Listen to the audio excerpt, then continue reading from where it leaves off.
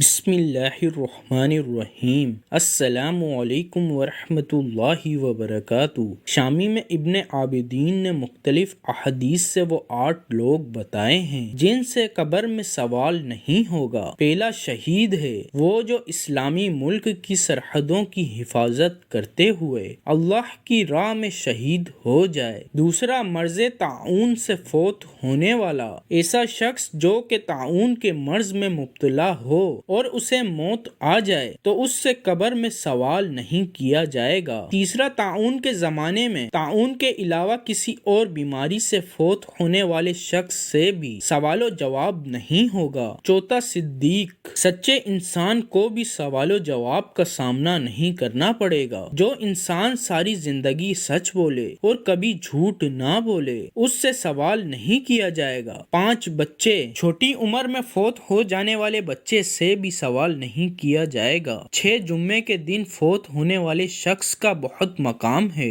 حدیث ہے کہ اس سے بھی سوال نہیں کیا جائے گا، اور اس کے علاوہ رات کے وقت فوت ہونے والے سے بھی سوال نہیں کیا جائے گا۔ 7، ہر رات سورہ ملک پڑھنے والا شخص بھی قبر میں سوال و جواب کا سامنا نہیں کرے گا۔ بعض علماء کرام نے اس میں سورہ سجدہ کا بھی اضافہ کیا ہے۔ 8، اپنی بیماری میں قل ھو اللہ احد پڑھنے والا اور جو بیماری میں اسی کا ورد رکھے اس سے بھی سوال نہیں کیا جائے گا۔